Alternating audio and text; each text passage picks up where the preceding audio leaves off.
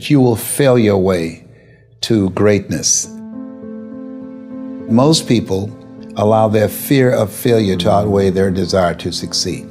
When you're willing to fail again and again and again, when you make up your mind to become unstoppable, when you make up your mind to become a no matter what person, then that will then give birth to a part of yourself that you don't know right now.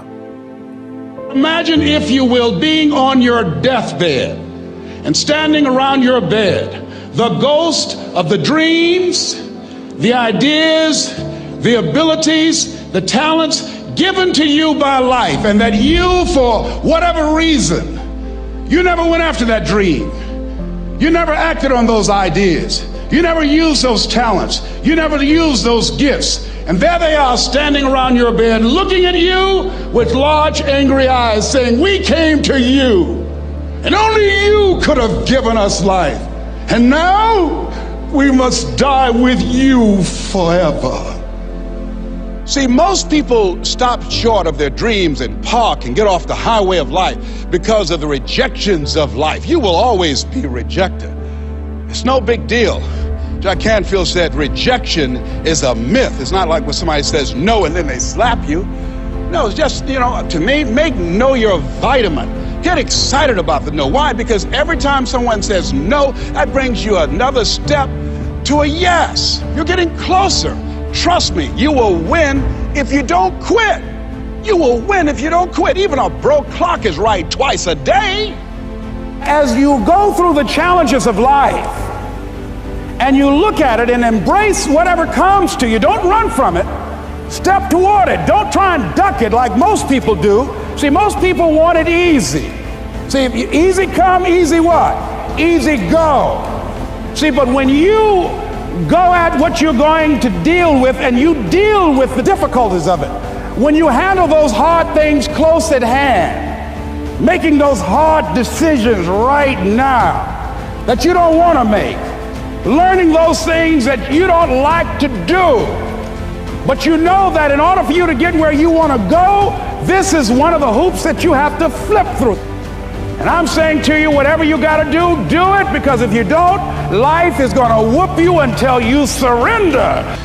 You have something that you brought to the universe, and that if you decide that my life deserves my developing this what I do well, and becoming the best at it, and mastering myself, and seeing what I have within me, if you decide to drop your buckets where you are and develop your gifts, I grant you, you'll never ever be without. I grant you that your gifts will take you places that will literally amaze you. I grant you that if you begin to work to develop your gifts, you'll develop a strong sense of happiness. You'll get a larger vision of yourself, because part of beginning to get a larger vision of yourself, all of us need some area of our lives where we can have a feeling of competence. That people know when they think about this area, that's something you do. That you eat and sleep that. And that you do that. You do that. Changing is not easy. That changing your life, changing habits, reinventing yourself, picking yourself up after life has knocked you flat on your back. I've got to say, when life knocked you down, try and land on your back, because if you could look up, you could get up. Well, that sounds cute, but that's not easy. When I was diagnosed with prostate cancer 17 years ago, that first time that happened, I said, hey, I can handle this. Then when it came back a year later, last year, 17 years later, and this time it metastasized to 7 areas of my body and ate 40% of my T1 vertebrae. Now the stakes are higher. It's this life saying, okay, Mr. Motivator, you beat cancer the first time. What you gonna do now? I started laughing. When the doctor told me, he said, why are you laughing? Are you in denial? I said, no. I said, I feel like Mother Teresa. He said, what do you mean? She said, Lord, I know you know how much I can bear. I just wish you to have so much confidence in me. I said, the stakes are higher. So I've got to dig in and got to fight more, because at the end of the day, life is a fight for territory. And once you stop fighting for what you want, what you don't want will automatically take over. And so it's a fight, it's a challenge in life every day. And what we have to do is embrace it. What we have to do is see it as a project to be worked on. In life, you will always be faced with a series of God-ordained opportunities, brilliantly disguised as problems and challenges. And so I see even cancer as a gift, as a God-ordained opportunity. If you died today, what dreams, what ideas, what talents, what books, what music, what leadership, what voice will die with you? There are a lot of people who are biting their fingers in fear that they might lose their jobs. But there are few people who have decided within themselves, I'm going to make it. Some people aren't waiting to be cut. Some people are moving on their own because they feel within themselves, I've got what it takes to make it. They're not afraid about tomorrow because of how they see themselves, because of what they feel that they deserve, because of what they feel that they can create for themselves. Because these people have decided, as they look at the future, as they look at themselves, there's a way. Where there's a will, there's a way for me to begin to create a way out of no way. And when you have that kind of consciousness, when you have that kind of spirit, nothing can stop you. Nothing.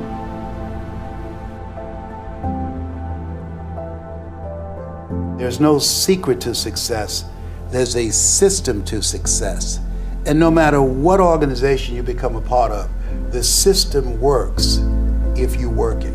If you don't work it, it won't work. But it works if you work it. And that's one 4-letter word that most people don't like. They're not willing to work.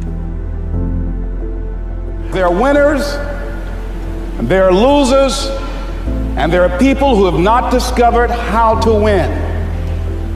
And all they need is some coaching. All they need is some help and assistance, just a little support.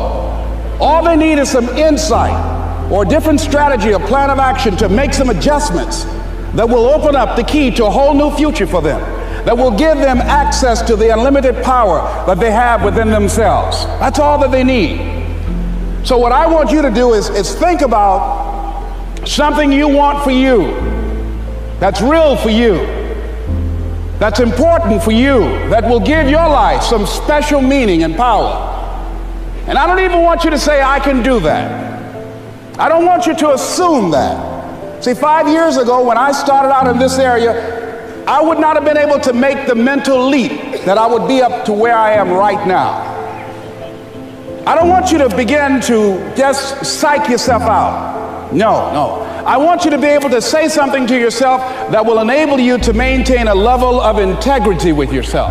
That when you say this, even when you face tremendous setbacks, it will be a benchmark to keep you in the game, to keep you moving forward and experimenting and readjusting your strategy and your plan of action, continuously looking for ways to win. I think we have to reflect on, who am I? Why am I here? What drives me? If I died today, what 3 words would I want said about me if I died today? You know, what is it that defines me? You know, and how do I define myself? So I went to the next mode necessary to start talking to people and seeking and asking for what I wanted and leveraging relationships and trying to find out, how do the people do it that went ahead of me? How do they do it? And then what is it I need to do? How is it I need to train myself, to develop myself? What's the resources that will be required in order to make it happen? And as I start seeking out and asking questions, I started running into people who said, I know someone who can help you do that.